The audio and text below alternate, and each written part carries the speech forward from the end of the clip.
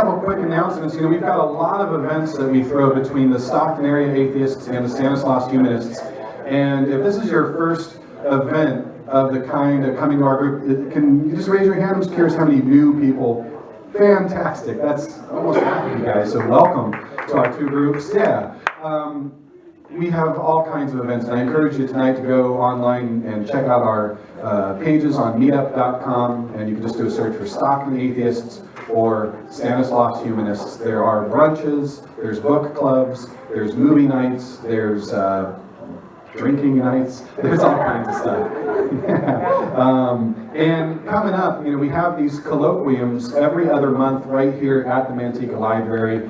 We've got a couple of them already on the books, and in March, our colloquium speaker is Professor Matthew McCormick. You may remember him from last year. He was our very first colloquium speaker, and he's going to be back. He's a professor from Sac State, and he's going to be talking about faith. And do we need it? If so, why?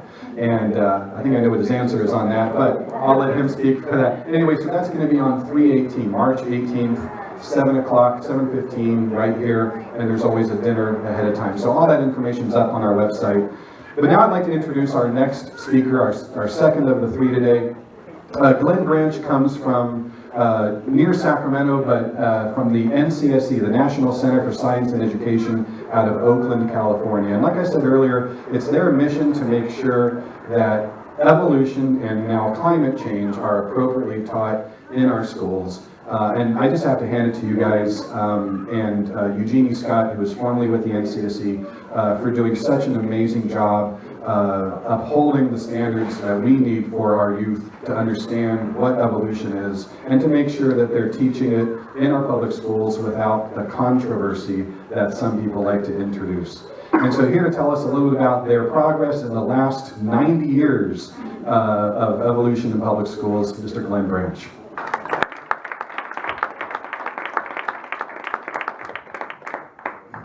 If I were to give an award for the single best idea anyone has ever had, I'd give it to Darwin. That's not my judgment. That's the judgment of the philosopher Daniel Dennett in his book, Darwin's Dangerous Idea.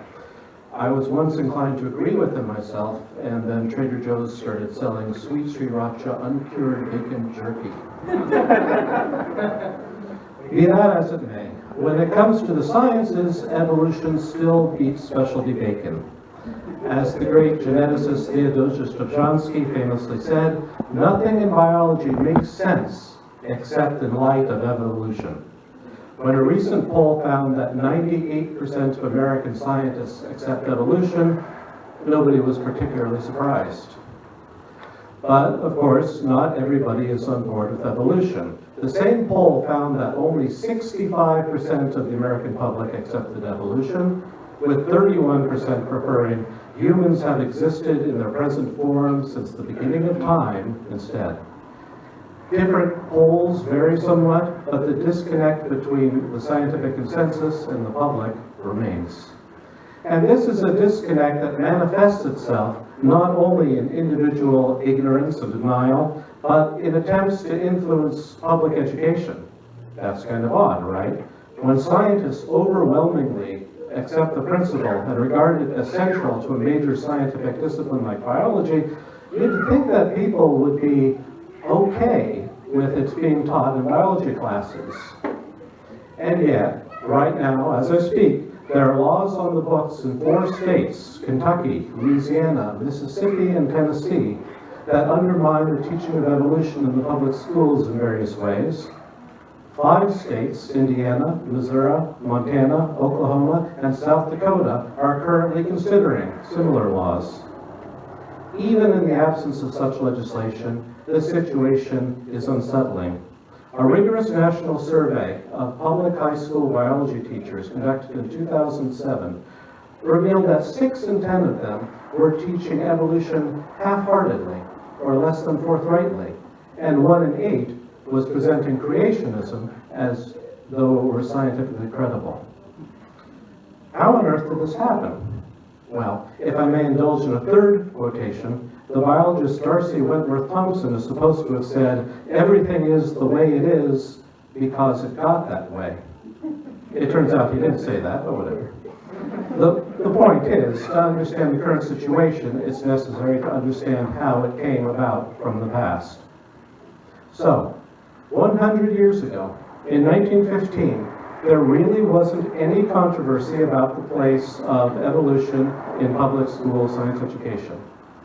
90 years ago, in 1925, there was plenty of controversy, particularly the trial in Dayton, Tennessee of John Thomas Scopes, a teacher who violated the state's law banning the teaching of evolution. Well, what happened during those 10 years? Three things. First, the United States entered the Great War. Thanks in part to a Stanford biologist, Vernon Kellogg, who reported that a German colleague told him that the war was a manifestation of the Darwinian struggle for existence, with Germany being the fittest that was going to survive. Evolution was popularly associated in the American mind with German militarism. Second, a struggle between theological moderates and theological fundamentalists in American religious denominations was escalating. Modernism was by and large prevailing. So the fundamentalists organized, taking that name, and published a series of pamphlets on the fundamentals between 1910 and 1915 to articulate their position and stake out their claims. And third, American public education was broadening after the war. Students, particularly in rural areas, were being exposed to more than just read and write and arithmetic, with books like George Hunter's Civic Biology, which introduced the concept of evolution, being used in the classroom. As a result, the first wave of anti-evolutionism involved a crusade to ban the teaching of evolution in America's public schools. This crusade was well underway in the 1920s, with the Scopes case the most conspicuous example. Scopes was convicted, to no one's surprise, but his conviction was overturned on appeal, and the state declined to prosecute him again. Nevertheless, and despite the fact that their champion, William Jennings Bryan, died a few days after the trial, the creationists were really the winners of the Scopes trial. Why? Because evolution went into abeyance, educationally speaking, after the Scopes trial. Fearing controversy, textbook publishers downplayed evolution, and teachers tended to follow suit. In fact, evolution didn't really re-enter American public education in earnest until the 1960s, thanks to a certain polished metal sphere 24 inches in diameter, Sputnik. Fearing a loss in the space race to the Soviet Union, the US federal government pumped funds into improving science, which included science education, which included biology, which included evolution. In Arkansas, one of 5 states with Scopes-era bans on the teaching of evolution on the books, a teacher named Susan Epperson was asked to teach from a textbook that had recently been revised to include evolution. She sued the state to overturn the anti-evolution law, and the case wound its way to the Supreme Court, which in 1968 ruled that the ban violated the First Amendment. So, with evolution back in the textbooks and back in the classroom, and with legal barriers to its teaching being repealed or falling in courts under challenge, the stage was set for the second wave of anti-evolution activity in the United States. Since it's no longer possible to ban evolution, the creationists attempt to balance evolution. Balance it with what? Well, in the first instance, with the Bible. In 1973, Tennessee again, passed a law requiring that biology textbooks that discuss evolution give an equal amount of attention to and an equal amount of emphasis on other theories, included, but not limited to, the Genesis account in the Bible. Unquote. The Tennessee law was swiftly challenged in both state and federal court, and in Daniel v. Waters in 1975, the federal court ruled that the law was patently unconstitutional, both because the law gave a preferential position to the biblical view of creation, and, get this, because the law provided that satanic theories would not be covered. In the second instance, then, creationists attempted to balance evolution not with the Bible, but with something called creation science, or sometimes scientific creationism. Okay? So what is creation science? In content, it's probably what you think of when you think of creationism, since it's now the dominant form of creationism in the United States. The main claims of creation science are that the universe and the earth are thousands rather than billions of years old, that living things were specially created by God to reproduce after their own kind, meaning that evolution across kinds is impossible, and that Noah's flood was a historic worldwide event responsible for most of the fossil record and for major geological features like, say, the Grand Canyon. In the late 1970s and early 1980s, there were widespread attempts to require equal time for creation science, and two such laws, one in Arkansas and one in Louisiana, were passed, both in 1981. The Arkansas law was swiftly ruled unconstitutional in a federal court in McLean versus Arkansas in 1982. Arkansas's law crashed and burned so quickly because it was vulnerable, and it was vulnerable because it was very specific. It talked about creation ex nihilo, out of nothing, evolution only within kinds, a worldwide flood, a young earth. Louisiana's law, however, defined creation science as consisting, quote, of the scientific evidences for creation and inferences from those scientific evidences, without saying what those were supposed to be. But the comparative reticence of Louisiana's law didn't help it.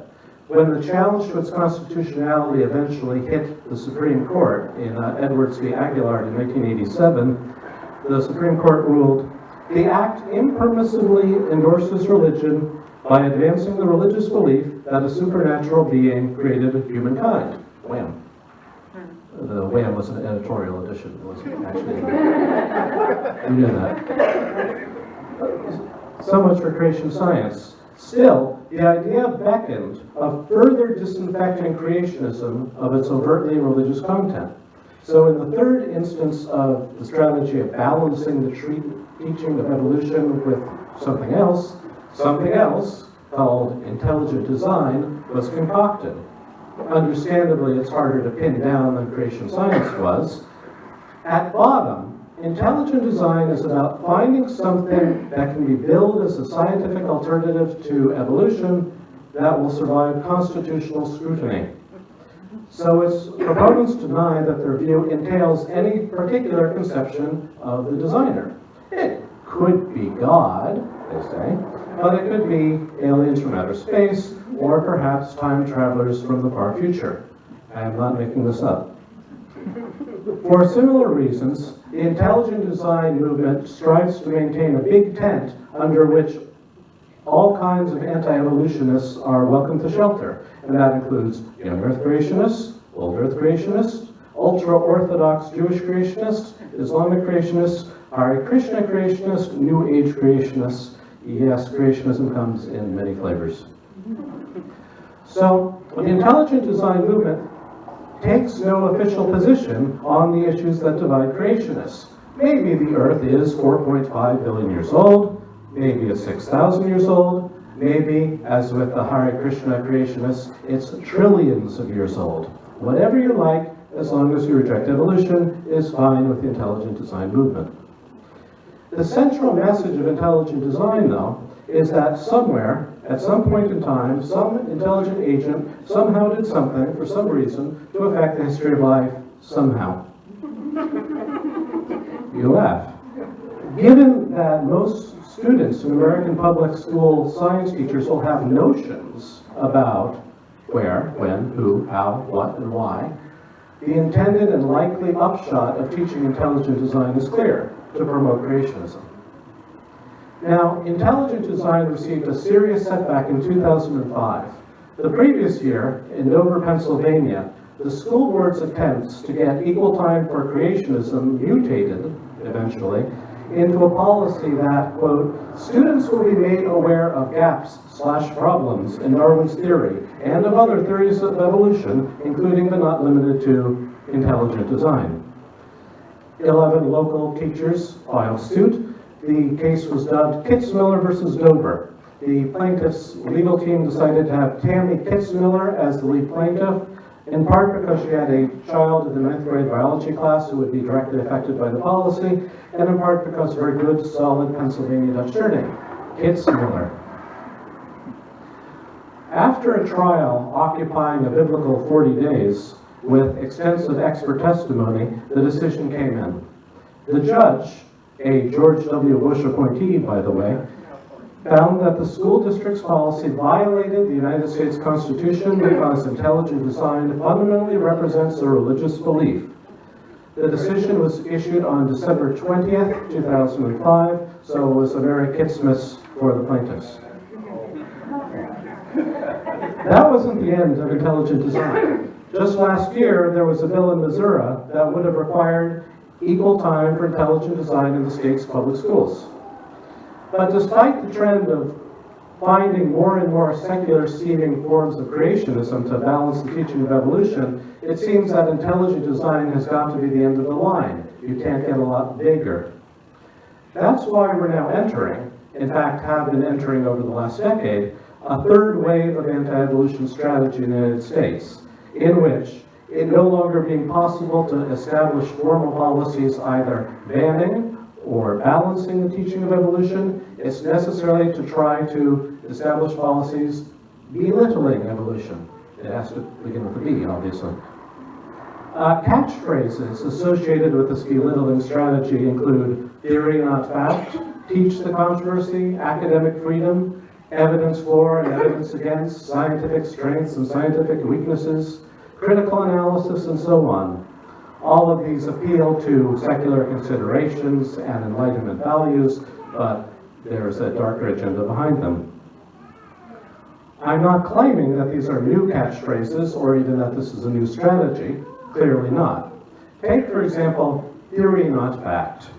This is cutting-edge stuff in New Hampshire, where House Bill 1148 in 2012 called for evolution to be taught as a theory, meaning as a hunch or a guess, a conjecture or a speculation, certainly nothing that you take seriously. But you know, the California Department of Education already adopted such a policy for evolution to be taught as a theory. This was in 1925, the year of the Scopes trial, and it's no longer in effect. But my point is that merely using such catchphrases isn't what's distinctive of the third phase of anti-evolution activity. Rather, it's using such phrases in the absence of reference to supposed alternatives to evolution. Creationists have always had such phrases in their arsenal. What's new is now they have nothing else, or not over the state, at least nothing as reliable. Within the strategy, there have in turn been two approaches. The first was to require teachers to belittle evolution. Take, for example, Florida's Senate Bill 1854 from 2011. This would have required schools to provide, quote, a thorough presentation and critical analysis of the scientific theory of evolution. Well, that sounds good. Until you realize that critical analysis is code for criticism. And one way to see this is to note that the sponsor of this bill had previously described the bill as requiring the teaching of intelligent design. He said, if you're going to teach evolution, then you have to teach the other side, so you can have critical thinking. Thankfully, this bill died. Now, a problem with bills like these, although not the crucial problem, is that they require something to be taught. And this invites hard questions about what that is, where it's to be found, who's going to pay for it. It also raises the hackles of teachers who understandably don't like to be micromanaged by the legislature. So more popular have been a string of bills taking the second approach within the belittling strategy. These do not require, but instead permit something to be taught, often under the banner of academic freedom. There have been about 50 academic freedom bills so far, with 2 being enacted, one in Louisiana in 2008, and one, I'm afraid, again in Tennessee in 2012. These bills, in effect, encourage science teachers with idiosyncratic opinions to teach anything they please. Proponents of creationism and recently climate change denial are the intended beneficiaries of the bill, but there's no reason that someone couldn't teach tying astrology or racial supremacism under their protection. And these bills, moreover, prevent responsible educational authorities from intervening. They're basically a get-out-of-jail card for rogue teachers, and they're really not a good idea. Now, that whirlwind tour brings you up to date on the 90 years of anti-abolition legislation and strategies since the Scopes trial. It doesn't account for all the anti-abolition activity. Also at the state level, there are frequently battles over the place of evolution in state science education standards, which could be a whole separate talk in itself. More importantly, owing to the decentralization of American education, every school district is a potential battleground. There are over 15,000 local school districts in the United States, each with a degree of autonomy over curriculum and instruction. So there are always opportunities for creationists to try to make headway in undermining the teaching of evolution. In contrast, creationists have never been able to make any significant headway in developed countries where curriculum and instruction is determined at the state or provincial level, as in Canada, or at the national level, as in France. That applies even to countries that don't have a tradition of church-state separation like ours. It even applies to countries where there's a state church. It was hardly surprising then that in a 2005 comparison of 34 developed countries with respect to the public's opinion about evolution, the United States placed next to last. We were beaten out by such scientific powerhouses as Malta and Cyprus, but we did manage to edge out a win over Turkey. Go USA. Our teachers are, by and large, the product of our schools, and that's the explanation of the alarming statistics I mentioned earlier, that 6 out of 10 public high school biology teachers are teaching evolution half-heartedly or less than forthrightly, and 1 in 8 is presenting creationism as scientifically credible. Well, what's to be done? Tactically, it's important to fight back against the encroachments of creationists, battling in state houses and courthouses against laws and policies that would undermine the integrity of science education. The National Center for Science Education, where I work, coordinates activity like this, and we could use your support. You can stop by my table and collect literature, sign up for alerts, and get yourself a Darwin button. Strategically, there are a lot of things that can be done to improve the climate for evolution education. Many of these are long-term, incremental, and undramatic, like increasing the amount of training in evolution and pedagogical techniques for teaching evolution effectively that pre-service biology teachers receive in their education. In the short term, though, I have to say that among my favorite ways of helping to improve the climate for evolution education is Darwin Day. Darwin Day, after all, is not just about Darwin. It's about engaging in public outreach about science, evolution, and the importance of evolution education. That's practically my job description at the National Center for Science Education, the only national organization wholly dedicated to defending the teaching of evolution in the public schools. So it's my bread and butter. And when I get to do it at a Darwin Day event, it's my birthday cake too. Thank you.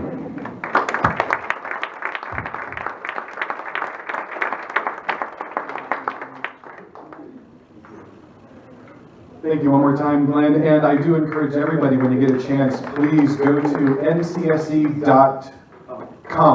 I wasn't sure. And help them out and check out some of the other times that they'll be doing some speaking events.